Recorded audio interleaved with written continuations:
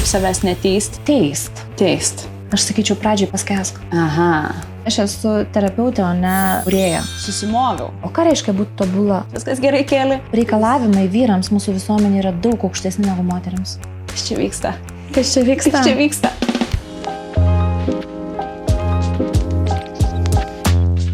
Šiandien noriu pasikalbėti apie spaudimą, kurį kiekvienas iš mūsų jaučiam kiekvieną dieną. Turėti tobulą rutiną, anksti atsikelti, suvalgyti pakankamai baltymų, pasportuoti, būti emociškai stipriais tėvais. Ir gale dienos tas jausmas, kad turėjau, bet nepadariau. Tas nusivylimas apie save.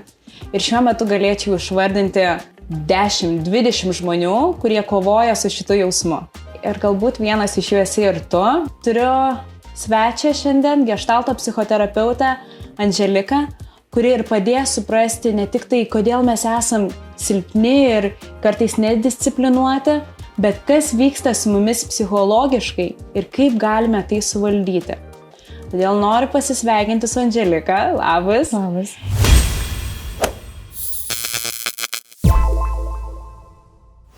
Ir iš karto noriu pradėti nuo klausimo. Jeigu aš šiuo metu ir klausytojas priimtume kiekvieną tavo žodį, ką tu pasakysi, kuo tu pasidalinsi, ir mes pritaikytume savo gyvenime, kaip galėtų mūsų kasdienybė iš tiesų pasikeisti? Klausimas toks, žinai, kur jeigu mano kiekvieną žodį kažkas tai priimtų kaip už gryną pinigą, sakyčiau, kad tai yra labai vaikiška žmogaus pozicija. Tai aš kviesiu nepriimti visko už gryną pinigą, ką aš sakysiu, bet pabandyti pristaikyti tai, kiek mano gyvenime šiuo etapu tai tinka. Jeigu tinka, tai ką galiu pasakyti, kad tikrai atsirastų daugiau atsipalaidavimo. Gal kam ką reiškia žodis laimė, daugiau laimės ir tokio, žinai, nebebuvimo to jausmo, kad gyvenu ne savo gyvenimą, o kažkieno kito. Tai, sakyčiau, daugiau gyvybės gyvenime. Mums atrodo, kad mes neturim disciplinos, nesugebam įgyvendinti su savo tikslu ir pradedam save spausti ir gali dienos atrodo, kad nepasidžiaugiam to vienu dalyku padaryto, o graužiamės dėl tų 10, kurių nepadarėm. Ir iš šitos vietos gimsta klausimas, ar iš tiesų čia disciplinos klausimas ir tos savireguliacijos klausimo. Tai gal, Andželika, galėtum pirmiausia paaiškinti, ką reiškia savireguliacija ir koks čia vidinis konfliktas vyksta? Žinai, kai tu manęs paklausai, ar aš norėčiau pakalbėti apie discipliną, aš galvojau, ką man reiškia disciplina. Ir, žinai, tik vienas žodis disciplina man jie įtampą kelia. Nes atrodo, kad tai yra apie kažkokią kontrolę, reikia, privalau, žodžiu, net norisi purtytis.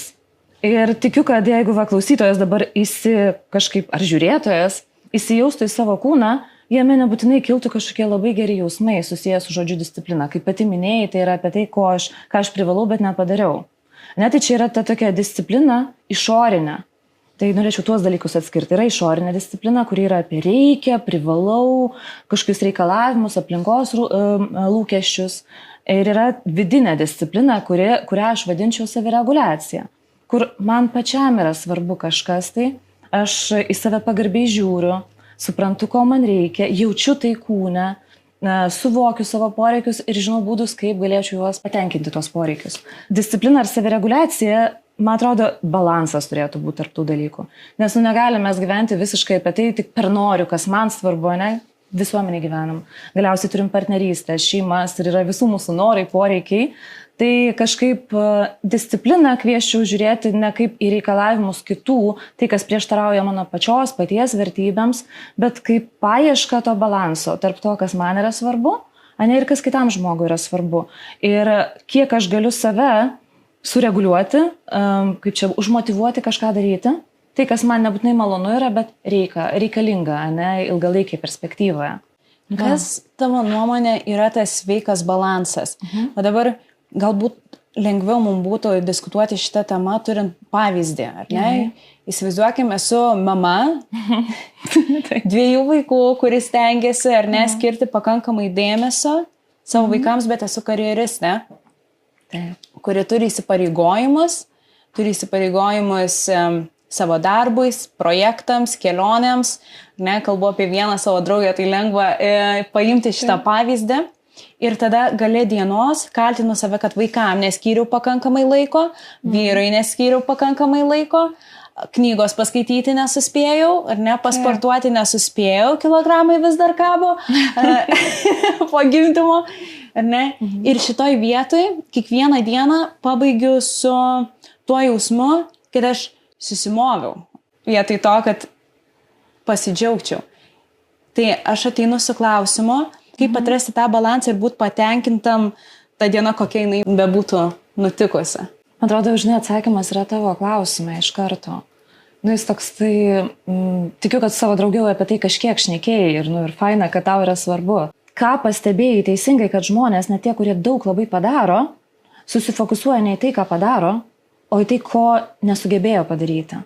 Ir tada plaka arba graužiasi, arba kažkaip taip save menkina, dėl to kartais vieno dalyko nepastebėdami 10 kitų. Kalbėjai ir kaip aš tai girdžiu apie perfekcionizmą, kad aš visame kame privalau būti kažkiek tobula, ne, arba tobulas. Ir su klientais dažnai klausiu, nes tai yra dažna tema sesijų mano, ne, dėl ko klientai kreipiasi į mane. Daug noriu, mažai darau. Ane, arba darau, bet nepakankamai. Jau man tiek metų, jau tuoj man grabo lenta, 23 metų žmogus man sako, o aš dar ten neturiu to, automobilio kažkokio, netaip apsirengęs, ne tą mokausi. Aš pradedu dažniausiai nuo to, kad pradėk pastebėti dalykus ir vertinti tai, ką jau padarei. Tiesiog sustok, ir padėkok savo. Dėkingumo praktika, aš suprantu, kad yra ten nuvalkiota tema, man pačiai, nedėkokim, būk dėkingas, bet čia ne apie tą tokį, žinai, mantrų giedojimą kažkur tai mėnulio šviesoje, o labiau, blemba, atsikėliau šiandien, iš lovos anksčiau 5 minutėm, šaunuolė. Vienas dalykas, mažas, pastebėtas ir pagirimas savo, daro didelį skirtumą šiaip gyvenimo kokybei, kad tu nesi visiškas nevykėlis, bent vieną dalyką per dieną jau padariau gerai. Ir kalbant apie tavo draugę, aš nuėjau į darbą, uždirbau šeimai pinigų. Galiu sau leisti, nežinau, jeigu tai yra dukros, ne su dukrom, nueiti į grožio saloną, parodyti joms, kas yra gražus gyvenimas. Šiandien nuėjau, paplaukiau baseine, taip neturėjau treniruotės 1,5 valandos, kur aš tam prakaituoju, tuos riebalus deginu, bet aš pasirūpinau savimi, savo stuburu, gal kažkaip odos elastingumu. Paplaukiau, šaunuolė. Ir po tokias mažas kruopelytes rinkti dalykus, kurie yra geri mano gyvenime. Žinai, nes ta tendencija kažkaip fokusuotis į klaidas, į nepakankamumą, sakyčiau, kažkiek apie epidemiją. Bet pamatyti savyje ne kažkokį netobulą, nepasiekusi, netinkama visuomeniai. Kartais mano klientai save vadina, aš tenai blogas žmogus, aš psichas. Sakau, pabandyk pamatyti savyje sveiką dalį, mes visi ją turim. Visi turi didesnę sveiką dalį negu tuos mažus dalykus, kurie mums savyje nepatinka, arba aplinkai nepatinka, arba netinka. Tai pradėti pastebėti gražius dalykus apie save ir matyti save kaip pakankamai sveiką žmogų. Jeigu tu esi čia dabar, o tu čia dabar, aš čia dabar, vadinasi tai, kaip mes gyvenam, yra puiku, mes kaip čia įvykdėm savo misiją išgyventi. Čia ir norėčiau dabar užduoti tau klausimą. Aš galvoju, mes taip šokom į temą, kadangi žinom, kad abiem ji nėra pilnai nauja, bet ateikim nuo pat pradžių tada. Kai turim problemą, iš kur jinai kyla? Kodėl šiandien mes turim epidemiją žmonių, kurie save plaka? Iš kur tai kyla? Ar čia visuomenės kažkokia problema, ar čia kartos problema? Iš kur šitas kyla pas žmogų, kaip vienetą ir visuomeniai šiuo metu kaip epidemija, tas nuolatinis lūkestis turėti daugiau ir savęs kaltinimas ir negana, ar ne? Kur viso to pradžia? Kas čia per šaknys? Kiek mes laiko turim keli? Ką veiki visą savaitgalį? Jo. Bet žinai, tema yra labai plati, neįsiu tiek plačiai, šiek tiek pasakysiu, aš manau, kad tai kyla, kaip aišku, viskas iš vaikystės, bet ir ta vaikystė iš kažkur kyla. Ne visame kame yra kalti tėvai, kartais ir tai, kaip tėvai augo, kas mane supo, bet aš vadinu, kad mes ilgą laiką gyvenam labai narcisistiniai visuomeniai. Ką tai reiškia, kad yra svarbu atrodyti, o ne būti. Svarbu būti kitiems kažkokiu patogiu. Mūsų istorija kokia yra, neišsikišk, būk ramus, būk pilkas, ne ta prasme gražia kaip mes, bet pilkas neišsišok, būk toks pats kaip visi, mes visi vienodi, mes visi lygus, kuo aš pavyzdžiui netikiu, nesame mes visi vienodi ir lygus, mes tikrai esame labai skirtingi, tai iš kur tai kyla, kad noriu būti kitoks.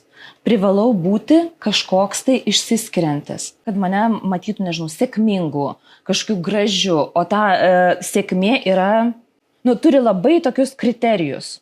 Pavyzdžiui, tu sėkmingas, jeigu esi lyderis. Ne, tu sėkmingas, jeigu kažkokio tai amžiaus esi partnerystėje. Tu sėkmingas, jeigu pagimdėjai bent vieną vaiką. Ne? Arba tu sėkmingas, jeigu nusprendėjai jų neturėti. Yra kažkokie kriterijai, kur žmogus prisirankioja ir tada bando atitikti juos visus. Ir iš to bandymo atitikti, neįmanoma yra jų atitikti visų. Ir ten yra pamirštamas tas mano vidus. Kas man yra svarbu, nes aš visą gyvenimą gyvenu tam, kad atitikčiau pirmą savo tėvų kažkokius lūkesčius, ane? Kas yra ten tinkama dukra, geras žmogus, kokią aš noriu išauginti. Toliau, kas yra tinkama klasiokė, grupiokė, specialistė darbe. Visa tai yra mūsų, kaip čia aplinkos, kuriami lūkesčiai, pagal kuriuos mes arba gyvename, tik tai pagal juos, arba kažkiek ir savęs ten įnešam.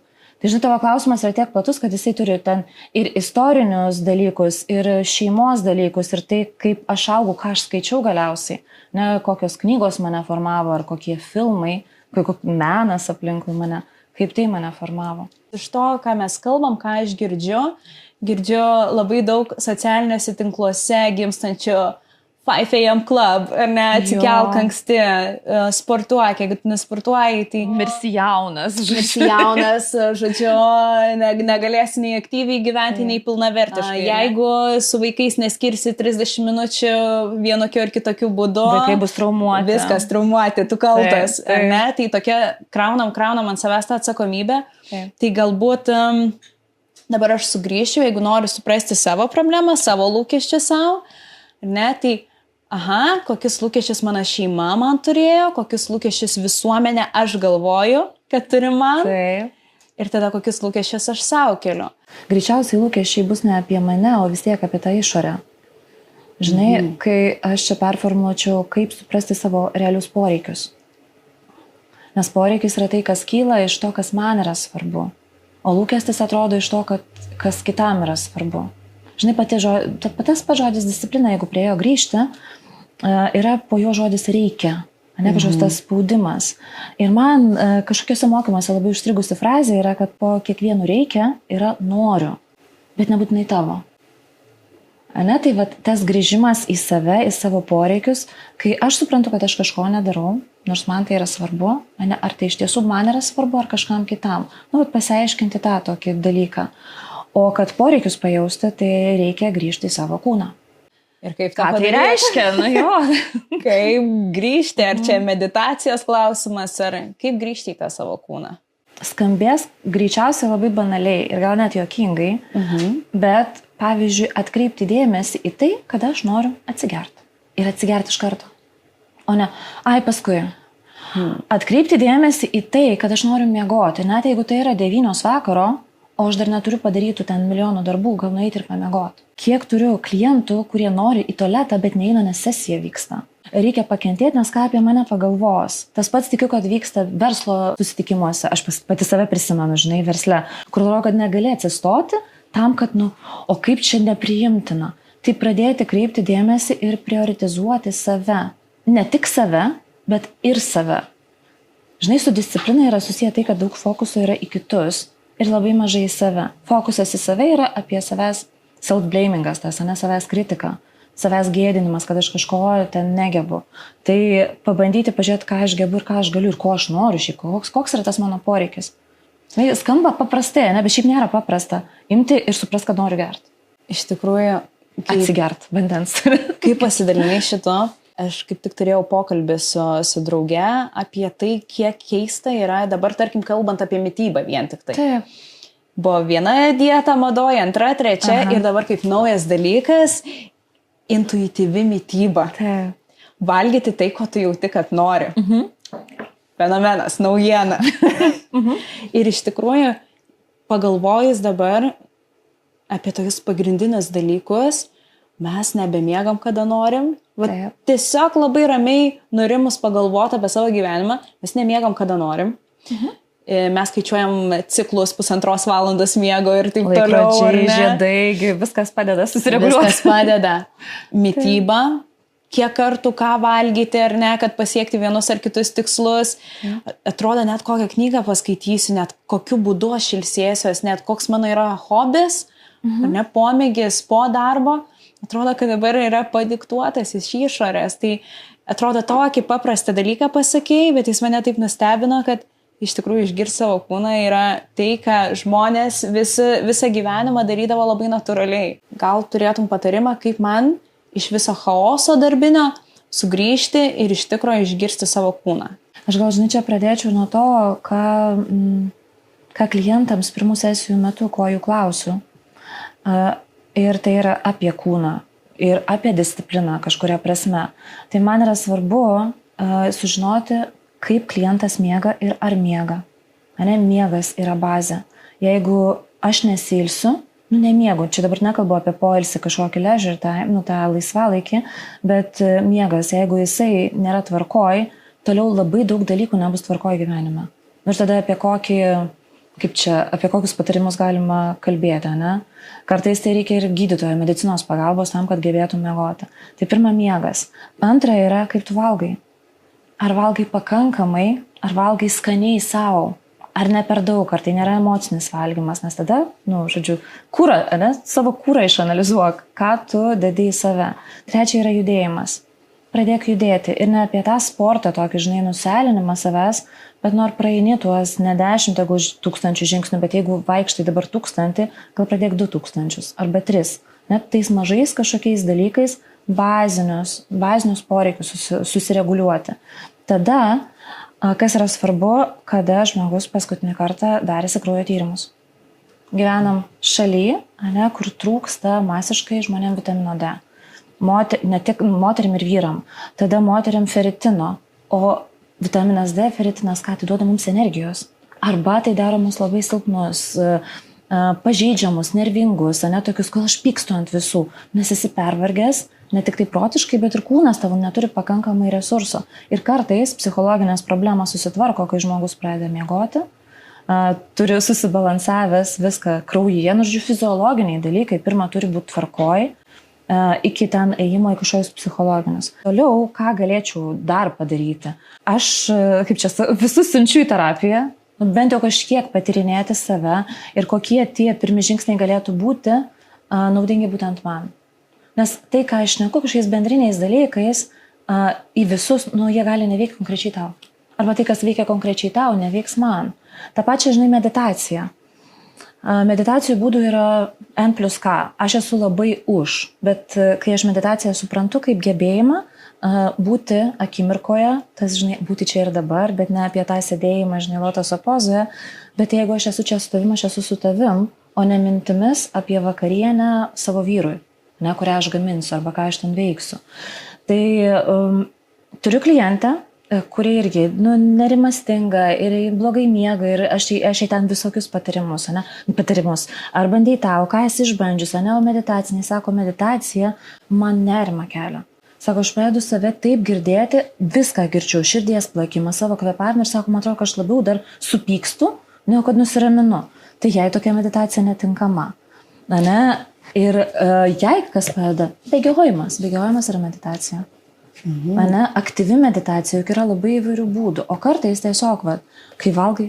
Pabandyk pauostyk tai, ką valgai. Paskanauk, pakramtyk ne 32 kartus, kai mums kažkada rekomendavo, bet bent jau nereiko, pabandyk pakramtyti ir suprasti, ar aš tikrai noriu valgyti tai, ką aš valgau.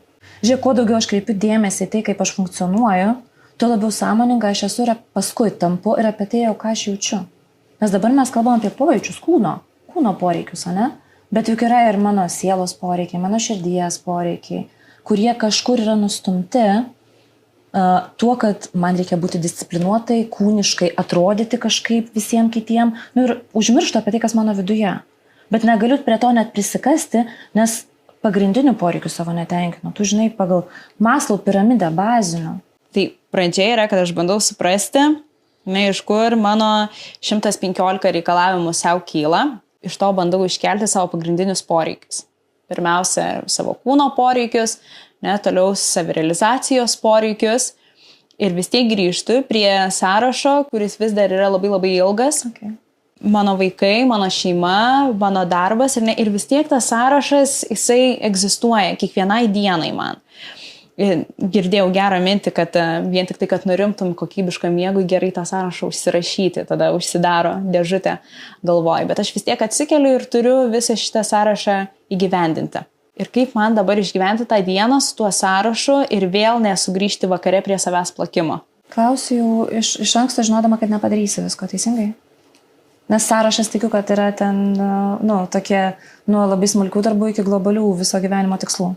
Dažniausiu atveju taip ir būna, ar ne? Tikslai namams, tikslai savo, tikslai darbui ir tada dar kažkur ateityje išgelbėti visą pasaulį, ar ne? Tai gal nekalbam jau apie tą paskutinį, bet tiesiog dienos elementarūs darbai, su kuriais kiekvienas iš mūsų susidarėm, kaip juos įgyvendinti, kiek procentų gal nesiekti to 100%, kad gale vakaro jausčiausi kažko pasiekęs šiek tiek ir tos motyvacijos užtektų sekančiai dienai. Kažko pasiekęs ar viską pasiekęs? Nes tie sąrašai, jeigu tavo sąrašas yra dienai, per dieną turiu padaryti tą ir dar pasiekti tai, kas šiaip yra 5-mečio, pavyzdžiui, planas, tai aišku, kad aš visada būsiu nepatenkinta savim. Visada kažkokia nepakankama. Bet gal apie realistiškumą tų tada lūkesčių į save. Realistiškumą kuria prasme? Kiekvienas tikslas yra realistiškas. Tik tai kartais nerealistiškas laiko juostoje. Ar aš galiu ten, pavyzdžiui, dainuoti ant scenos? Galiu. Aš niekada dainavau vaikystėje, ne? Bet ne rytoj, greičiausiai. Tam reikia kažkokių tarpinių tikslų. Tai jeigu tu paimtum, nes kalbėjai apie savo sąrašą, tiesiog peržvelgtum, kas yra realistiška padaryti per rytojų, o ko iš savęs nereikalauti rytoj.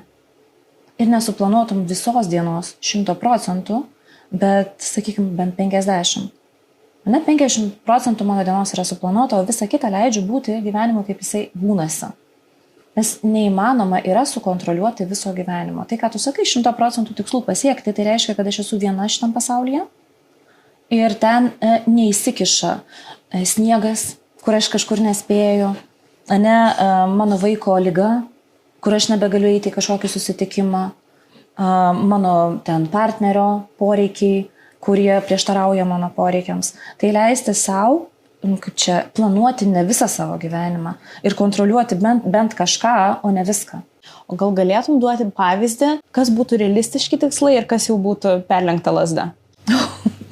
Gerai. Pafantazuojam. Žinai, aš esu moteris, turiu vaiką 6 metų. Fantastika. Daug fantazavimo čia net nereikia. Tai man realistiškas tikslas, pačiai kaip moteriai, kadangi esu dirbanti moteris, yra atsikelt laiku. Laiku tai reiškia, kad aš spėčiau pradėti ramų rytą, man tam reikia maždaug 1,5 valandos. Tai atsikelt laiku, kad aš spėčiau susitvarkyti, ramiai išgerti arbatos, pabučiuoti sūnų. Galim. Atsikelti laiku. Bet pasižiūrėk, matai, kaip vyksta gyvenimas. Va čia ir negali suplanuoti. Ir dabar aš galėčiau būti, blemba, nesugebėjau pasakyti, o gal dabar nesusiriš mano tekstas kažkaip, bus netobulai, nes čia nesukontroliavau kažko, gal galėjaugi iš anksto pasakyti visiems išsijungti telefonus. Ir visus garsus, bet to nepadariau. Arba galima tiesiog pasijuokti, va taip, kaip mes tai padarėm, ir lengvai visko atsitinka tam gyvenime. Tai grįžtam, man reikia atsikelt, pabučiuoti sūnų, vyrą, nuvažiuoti iki darbo, priimti tos klientus, pabūti su kiekvienu taip, kaip galiu, geriausiu būdu. Grįžus namo, rasti laiko savo, ką aš randu, kas man buvimas su savim, tai reiškia pavakarieniauti ramiai. Paskui, kai vaikas miega, pabūti su vyru. Ir man tai yra maksimumas. Jeigu man reikia ten dar įterpti savo kažkokius poreikius, dažniausiai aš juos esu susiplanavusi iš labai anksti. Mano susitikimai su draugėm yra suplanuoti. 2 savaitės į priekį. Nes aš žinau, kad tam, kad aš kokybiškai praleisčiau laiką su man brangiai žmonėm, aš turiu būti tam pasiruošusi. Ir tai neturi tiesiog nukristi man ant galvos. Arba kitaip aš gyvenu chaose, kad aš to nespėjau, šito nespėjau, nes šiandien kažkas atsitiko, reikia kažką keisti, žodžiu, kažkas su manim negerai, ant manęs pyks kiti žmonės, kad aš čia vis nesusitinku.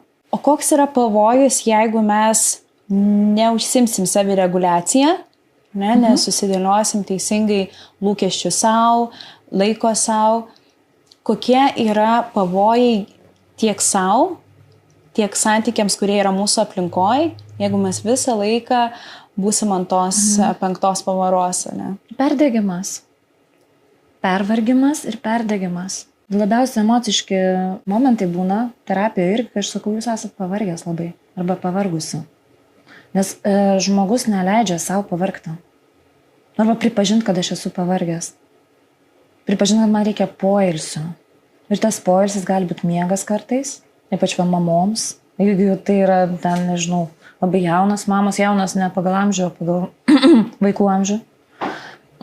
Leisti savo pailsėti. Nes perdegimas veda link psichologiškai, tu blogai jautiesi ir tai gali būti kalbama ir apie depresiją, nerimo sutrikimus ir visą kitą. Ir fiziškai irgi esi išsekęs. Tai va čia yra tas dugnas, žinai, perdegimas. Kartais žmonės perdegimu vadina pervargimą. Bet gydymas yra maždaug panašus. Gydymas turi galvoje ne. O Andželika, koks skirtumas tarp pervargimo ir perdegimo? Kai aš esu pervargusi, galimai aš esu pervargusi savaitę. Bet žinau, kad tuoj pailsėsiu ir turiu vis dar motyvacijos kažką daryti. Perdegimas yra, kai aš nebegaliu nieko daryti. Tiesiog nebegaliu, mano kūnas nesikelia, kaip aš savęs neverščiau tą daryti. Arba tai yra per kažkokius tokius skausmus vidinius. Žinai, šalia depresija, jau ten yra jau ir kažkokios psichologinės rimtesnės problemos. Aš va čia ir norėjau paklausti, nes vienas dalykas atrodo kartais bėgti, lėkti ir daryti milijonas darbų, bet kaip, pavyzdžiui, kai aš nesugebu padaryti vieno darbo, ar ne, apie kurį labai svajoju, kažkokią turiu idėją, ar ne, ir aš viskas, ką darau, tai žiūriu Netflixą, atidėlioju, ne? Valgau saldainius, ne, paskui dar save graužiu už tai. Ne, kas čia vyksta? Aš turėjau tokį pagalvojimą, ne, kad galbūt būtent savireguliacijos šito klausimas yra šioje vietoje, kad vietoj to, kad duočiau poilsio, kurio reikėjo mano kūnai, aš užsiėmus tokią savidestrukciją, pabėgti į kitą realybę, ar ne, ir nuo jos dar labiau pavargstu. Ar čia taip gali būti, kad einu link kažkokios tiesos, kad nepailsiu, kai galvoju, kad ilsiuosi, bet užsiminėjau pašalinėm veiklom. Kas čia vyksta? Kas čia vyksta? Kas čia vyksta? Kai aš kažko labai noriu ir man tai yra svarbu, bet aš to nedarau, tai viena pirminių priežasčių yra baimės. Aha.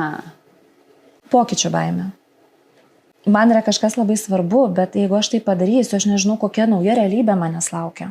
Ir aš nežinau, ar aš gebėsiu susitvarkyti toj naujoj realybėj. Ir tada apie ką yra mūsų smegenys? Apie saugumą. Čia gal ir nelabai gerai, bet saugu. Čia man akis skauda nuo skrolinimo, bet saugu ant to sofkutės su to skrolinimu. Ir dar savo sakyti apie tai, kad tai yra poilsis kažkoks mano. Man atrodo, kiekvienas suprantam, kad skrolinimas, kai aš tai net darau, aš suprantu, kad aš nesiilsiu. Nes mano smegenys pastoviai gauna kažkokios naujos informacijos. Tai aš pastoviai dirbu. Tai nėra poilsis. Ir aišku, jeigu jau apie kūno pozas, tai aš nesiilsiu, būdama kažkokio nepatogioj pozicijoje, kažkaip laikydama, nežinau, kaip kas laiko tos telefonus, taip, žinai, bet tai nėra apie poilsį skrolinimas. Tai apie tas baimės. Išeiti, kažką padaryti, kad tavo gyvenimas pasikeistų. Baisu, blemba. Ir vėl atrodo grįžtam prie tos lūkesčio. Lūkesčio savo užduoto ir iš išorės prisimtų lūkesčio, ar ne?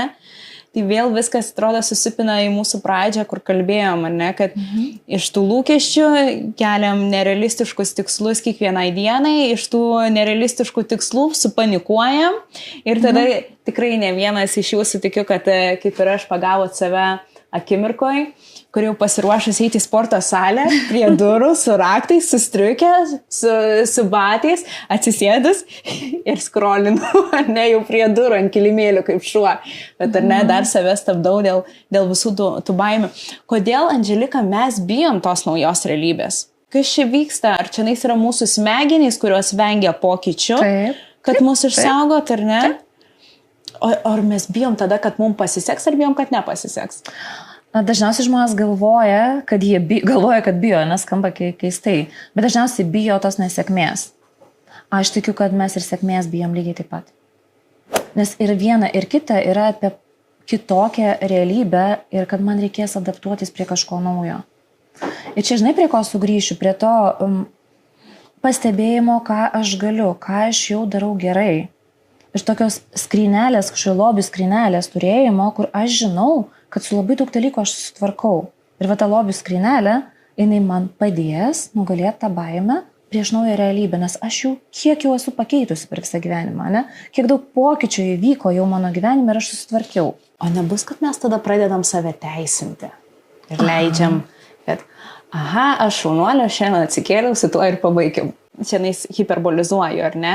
Taip. Bet kartais aš save pastebiu, Taip. ar ne, kad aš sakau, kelsiu savo realistiškus lūkesčius. Taip. Ir mano darbų šitas sąrašas pasilieka ties to, kad atsikelti, nueiti į darbą jau ten, kai bus, tai bus, šitą padaryti jau, kai bus, tai bus, ar ne, ir kad ant tiek supaprastinu tada, vien dėl to, kad tada gaunas toksai pasiteisinimas. Tai kaip palaikyti tą balansą, kad neišteisinti savęs iš tų darbų ir svajonių ir tikslų, bet tuo pačiu ir neperdegti. Nes man atrodo, visi pasaulio klausimai grįžta į aukso viduriuko paiešką. Kaip jį rasti. Gal galėtum padėti man šitoj vietoj suprasti, kaip rasti tą aukso viduriuko. Kas jis iš viso yra? Kiekvienam turbūt savo, žinai. Bet kai tu man sakai, kad dabar, žinai, kaip nepaskęstuose pasiteisinimuose, aš sakyčiau, pradžiai paskesk. Kodėl? Nes yra sudėtingiau, kaip nepaskęst savigraužai. Ane, tai gal pirmą pradėk skęst savęs, kaip čia, pagarbuoji savo, kažkiam jautrume savo ir leisti savo pabūti, neproduktyve. Kažkokia tokia, taip, pasidžiaugti tuo vienu dalyku, kuo šiaip nesidžiaugiau niekada. Ir pasižiūrėti, kaip man tai yra juntama. Ir kad kažkada tame, kaip tu vadini, paskęst pasiteisinimuose arba pateisinime savęs, aš tikiu, kad pas kiekvieną ateina jau tas noras kažką veikti. Ne viską padaryti, o kažką padaryti. Aš šitoj vietoje noriu pasidalinti pavyzdžių, apie kurį galvojau ir tau rašiau. Kai šita tema iškilo mūsų pokalbėse, aš pagalvojau, kiek yra dienų, kai aš nieko nebenoriu daryti, bet tada padedu visus filmus į šoną ir jeigu noriu miegot, miegu. Vieną dieną, antrą dieną, trečią dieną jau aš 6 ryto ir viską plaunu ir tvarkau ir naujus projektus pradedu, ar ne? Tai gal iš tikrųjų būtų verta išgirsti ir grįžti prie tų pagrindinių dalykų savireguliacijos, ar ne, kas ir yra kūno poreikiai, mano emociniai, psichologiniai poreikiai. Nes aš dar iš to, ką girdėjau, kad tu, Andželika, pasidalinai, kai mes perdegam ir kai mes keliam savo lūkesčius didžiulius, mes pradedam kelti ir aplinkai, ar tai yra tiesa. Ir kad kai mes perdegam su šitu klausimu, mūsų aplinkos santykiai irgi pradeda kentėti. Ar yra tame tiesos? Santykis su kitu žmogum prasideda nuo santykio su savim. Tai aišku yra tiesos. Žinai, jeigu aš gyvenu toj savigraužo ir nepakankamume, tai kažkaip tai aš tą norėsiu kompensuoti, greičiausiai per kitą žmogų. Aš save galiu kaip pateisinti, kodėl aš kažko nepadarau. Dėl savęs. Ir to, kad aš dėl kitų labai daug darau. Bet čia vėl atveriam su tavim dar vieną, žinai, labai didelę temą, tą gelbėjimo sindromą. Aš esu santykyje nuostabi, nes viską darau dėl tavęs, Keli. Ne, paskui pykstu, kad tu nieko dėl manęs nedarai. Ne nieko, bet ne taip, kaip aš noriu. Vietoj to, kad paimti ir padaryti man pačiai dėl savęs kažką, ne, aš gyvenu santykyje ten, kur aš iš tavęs reikalauju, kartais dažniausiai nebyliai. Nes tugi turėtum suprasti pati, ko man reikia. Aš buvau tas žmogus, kur visada galvodavo, o kaip aš taip stengiuosi, o kaip tu manęs nenusivedi į pasimatymą, o kaip tu mane padarai šitą ir kitą. Ir čia įrankis, kuris gal padės ir jums, nes padėjo man. Aš pradėjau kviesti save į pasimatymus. Žinai, kaip paauglystėj šventi kiekvieną mėnesį. Pradėjom draugauti sausio 14, dabar kiekvieną ir pradėjau savo gimimo dieną, 5 dieną, eiti pasimatymus. Bet ne taip, kad bet kas gali prisijungti. Ne. Jeigu aš jau nueisiu vakarienės ir kažkas prieis prie stalo, aš sakysiu, atsiprašau, bet aš esu pasimatyme. Ir iš tikrųjų, kai pradėjau save rinktis, tada žiūriu, kad ir aplinka lygiai taip pat pradeda mane vertinti ir duoti šitus dalykus. Tai vienas iš savireguliacijų įrankių, kuris man padėjo, tai pradėti vaikščioti pasimatymus su savim. Apibendrinant, gal galėtum šitų klausimų, savireguliacijos klausimų, duoti sistemiškai kokius 4 dalykus, kuriuos galim pradėti daryti jau šiandien, kad rytoj, ar ne, mums šiek tiek pavyktų geriau susireguliuoti save ir turėti šiokį tokį pokytį kitai dienai. Pirma, kreipdėmėsi į fiziologinius savo poreikius. Vis tiek aš nuo to nenueisiu, žinai, niekur. Tai va, valgyt, kada noriu, ką noriu. Ir mėgautis tuo, žinai, įnešti to pasimėgavimo malonumą į savo gyvenimą. Tai čia gal jau antras dalykas. Pirma, tai žodžiu kreipdėmėsi į savo poreikius. Antra, užduoti savo klausimą, o kada man iš tiesų buvo faina mano gyvenime? Ką aš veikiau? Ane, kiek to malonumo yra mano gyvenime? Malonumas skirtingas gali būti. Malonumas gali būti bendrauti su artimu žmogum. Gali būti kavos atsigerti, žiūrint į krentantį sniegą. Įvairus. Arba vonioj pagulėti. Pamirštam irgi apie tokius dalykus. Nėra laiko. 15 minučių mano gyvenime nėra. Nėra. Tada, sakyčiau, paimti ir parašyti peržvelgti, susirašyti tuos tikslus, žinai, kaip tu sakai, kad yra gerai matyti prieš save tuos tikslus. Ir tada su savim labai sąžiningai pasišnekėti, kas iš to yra tikrai mano. Kas man yra svarbu. Ane? Ir kada svarbu. Ar man žinai, tikslas, noriu būti tobulas darbuotojas. Ką reiškia tobulas? Darbuotojas kur? Noriu būti tobula mama. O ką reiškia būti tobula? Nes tobulumas neturi kriterijų. Tai įsivesti kriterijus kažkokius, tam, žinai, tobulumui arba disciplinai. Aš nedisciplinuota, žinai, kaip jūs sakyk, žmonės nedisciplinuoti. Ką reiškia būti disciplinuota tada? Žinai, susirašyti. Ten kartą per savaitę eiti pasportuoti. Pavyzdžiui. 4 kartus, 5 ryto, pradėti nuo šito prieš visą darbą. Jo, bet kažkam tikrai taip. Turbūt tam, kas parašė šitą knygą, labai tinkamas dalykas yra. Pavyzdžiui, man ne. 5 ryto aš noriu miegoti. Aš noriu keltis 8, nes tai yra mano dalykas. Neatrasti tai, kas yra mano. Ir įnešti į savo gyvenimą daugiau savęs. Tai gerai, tai pirmas būtų, ar ne, fiziologiniai poreikiai. Juos stebėti, suvokti. Valgis, jau. Taip, tai, ką turėjom išmokti pirmiausia gimę. Antras dalykas, ar ne, būtų peržvelgti malonumas. Antras dalykas būtų, kada man paskutinį kartą buvo malonu, ar ne, ir kada aš sau daviau šitą. Taip. Trečias būtų įsivertinti savo tą darbų sąrašą, ko iš tikrųjų man reikia, ar ne, kiek tai yra mano, kokie kriterijus atitinka. Kiek tai yra realistiška man pasiekti, pavyzdžiui, rytoj, nes tą sąrašą aš kiekvieną dieną peržvelginėjau, ne? Ar tikrai yra realistiška? Ir dar, žinai, dabar atėjo vienas dalykas, kur gal apjungia tokią ir techniką, ir meditaciją, bet ne apie om dainavimą. Aš esu labai už tai, nes labai tikiu tuo. Bet gal ne visiems tinka. Leisti savo pabūti su savim akimirkoje. Moteriams aš dažnai paprašau jas savaitę praleisk su savim duše. Ne savaitę duše, bet ryte, jeigu eini į dušą, pabūk, nusipirk savo dušo gelį. Ir vyrams tas pats beje galioja, čia nėra tik apie moteris, ne? Bet moteris dažniau nuo to kažkaip norisi to malonumo joms labiau, arba nejaučia savęs. Nusipirk dušo gelį arba pylingą, tokį, kuris tau kvepia, kur tau faina. Ir leisk savo pabūti, papilinguok save visą. Pajausk, čia mano keliai, čia mano rankos, ne? O čia mano skruostai, patyrinėk save, atrask save, liesdama. Ir čia yra buvimas su savim akimirkoj. Pajausk vandenį, ar temperatūra tau tinkama. Mini meditacija. Kiek tai užtruks? 2-5 minutės. Šitoj vietoj labai išgirdau vyro ir moterų skirtumai šitų klausimų. Nes moteris, kaip suprantu, ir iš to, ką aš studijavau ir kiek turėjau pokalbio, kad moteriai labai yra svarbu, ar ne, emociniai dalykai, kad būčiau gera mama, santykio klausimai.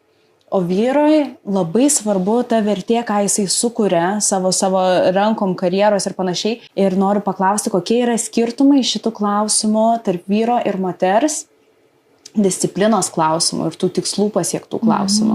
Aš šiuo metu mokausi, žinai, terapinis darbas su vyrais. Yra skirtumai.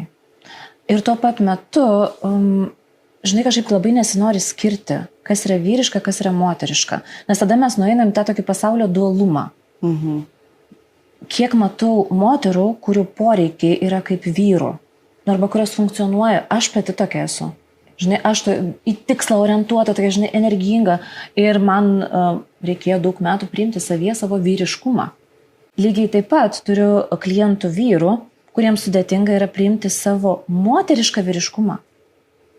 Žinai, ir tada mes pasidarom sąrašiukus tokius, žinai, kas yra moteriškumas, kas yra vyriškumas, ir kiek tavyje to ar ano yra, o kaip galima, kas tau yra vyriškumas, pavyzdžiui?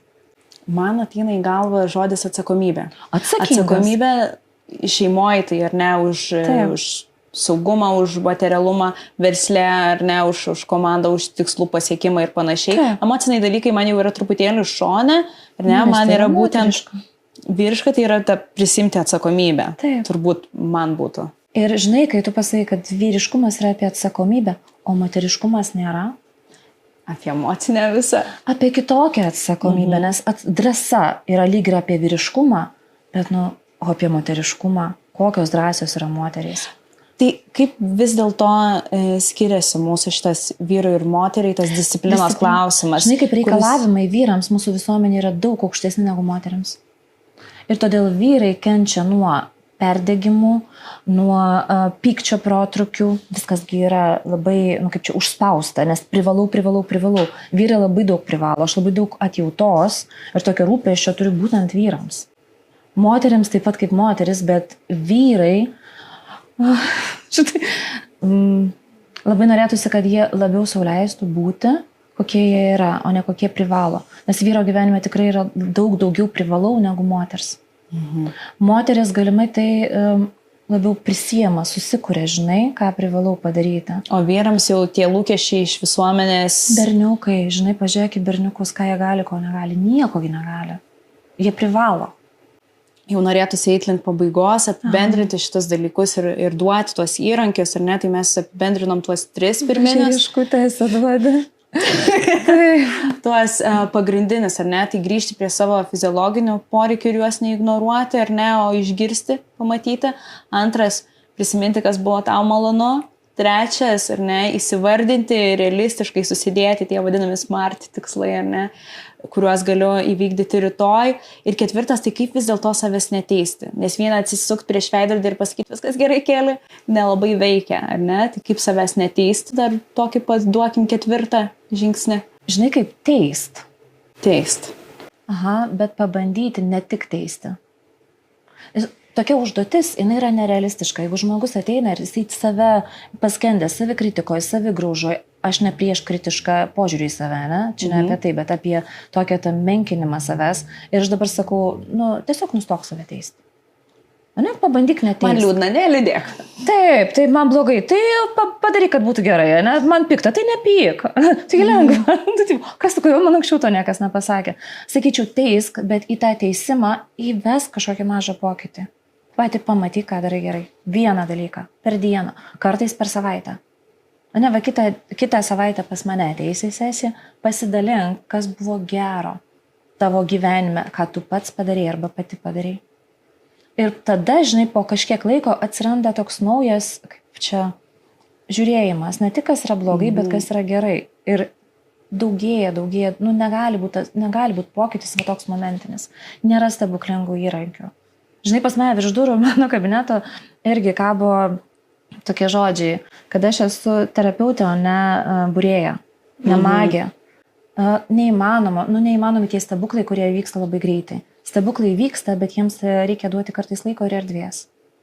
Ir dar, man atrodo, labai svarbu suvokti, kad kai kalbam apie psichologinius dalykus, tai jie ir nėra burtų kažkokia knyga, tai yra mūsų smegenys, mūsų neurologiniai dalykai, kurie vyksta, kad esame užprogramuoti ir tada reikia po vieną mažą žingsnelį juos atprogramuoti, ar ne, pakeisti tą kryptį po truputėlį. Ne, tai man atrodo yra labai svarbu.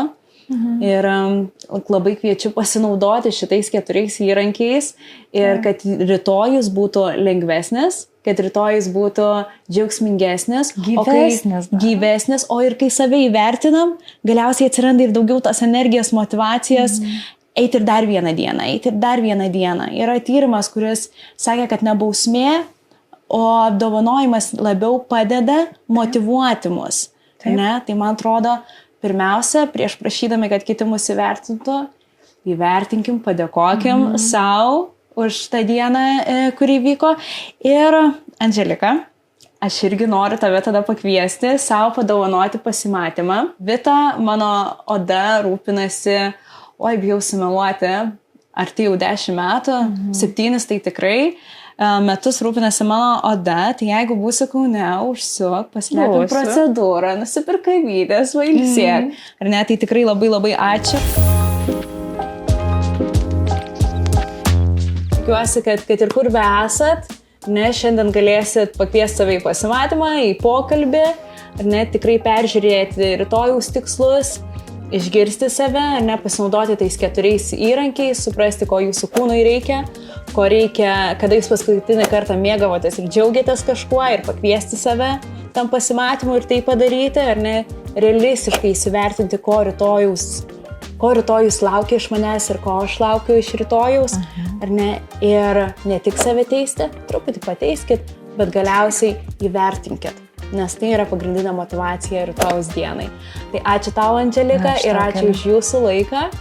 Ir taip pat ačiū ne tik tai grožio salonai Vita Beauty, bet ir už šią nuostabią studiją. Tai ačiū Edgarui ir ačiū Vilnius Acting Studio.